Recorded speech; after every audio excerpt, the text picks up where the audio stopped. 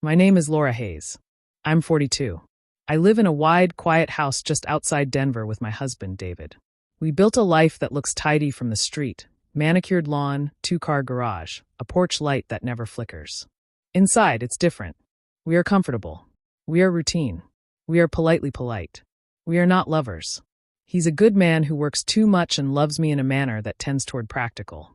Fixing the leaky sink, pulling snow from the driveway, nodding at dinner conversation like a well-trained audience.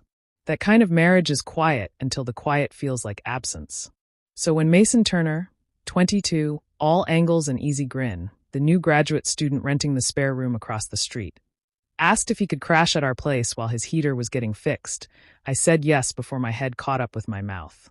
He seemed harmless on paper, campus kid, neighborly polite. In person, he walked in like sunlight. Tall, athletic, and annoyingly self-aware of his smile, Mason had an energy that filled rooms in a way David hadn't for years. At first it was nothing. Coffee rituals, the way he'd linger to read through the paper at our kitchen island, borrowing a wrench and returning it 2 days later with a thank you note. He was respectful. He was young. I told myself I had nothing to fear. But loneliness is a clever thief. It picks the lock on small moments. One ordinary afternoon, I found myself in the bedroom, the house empty save for the ticking clock.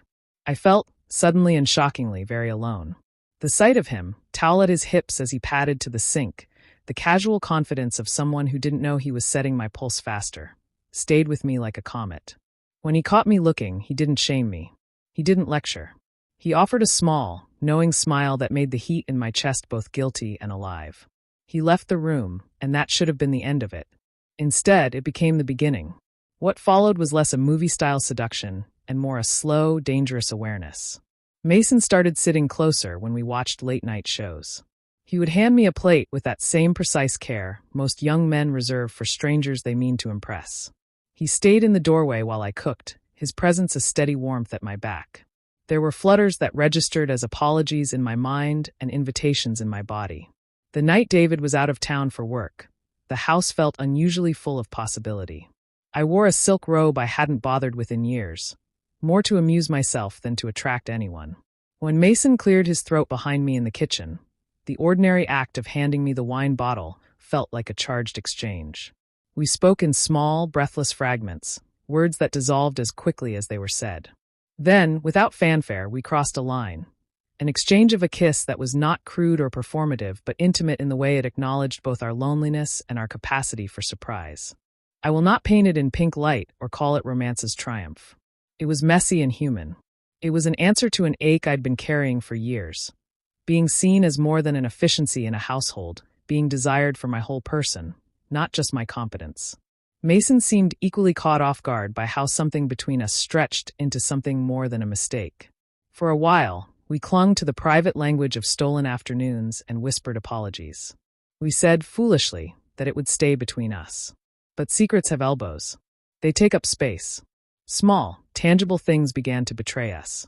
A lipstick mark on a coffee cup that wasn't mine.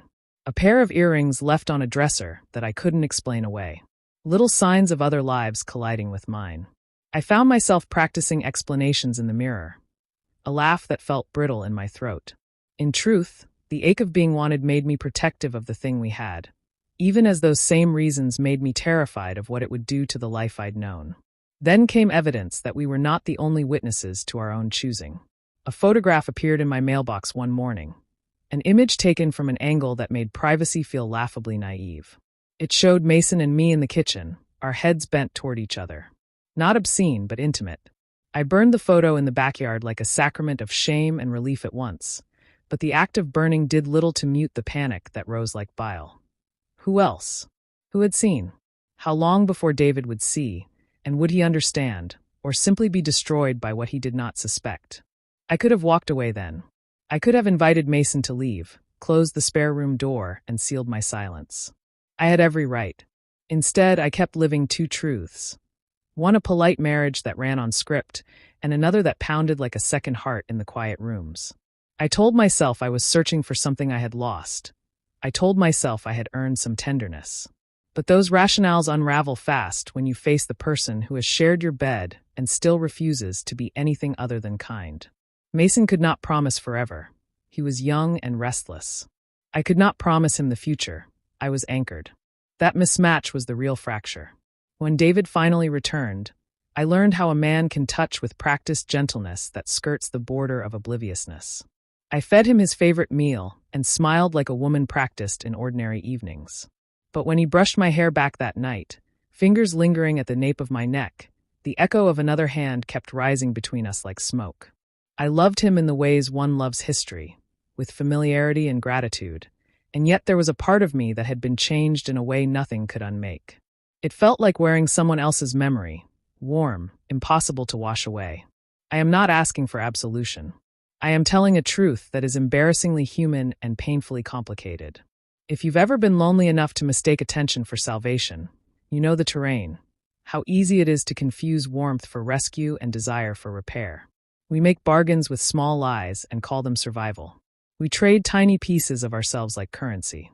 Now, months later, the spare room has a different tenant. Mason moved on, as youth does, and I am left with the quiet that follows rupture. I still pass the place where we shared coffee and stolen sentences and feel, briefly, like a trespasser in my own life. I keep the gold earrings in a drawer, not as a trophy but as a reminder that every choice leaves an impression. Sometimes I think of telling David everything and ridding myself of the weight. Sometimes I think of living forever in a half-truth to preserve the life we built. I don't have answers, only the ache of consequences and a wish to do less harm. If you've sat in the soft confessional of an empty house and felt a similar pull, tell me what you would have done. Have you ever been on the edge of a choice that could undo everything comfortable? Drop your thoughts below, and if this story held you, hit subscribe. Your comments keep these late-night conversations alive. Thank you for listening to my truth, messy and human, and for being brave enough to stay until the end.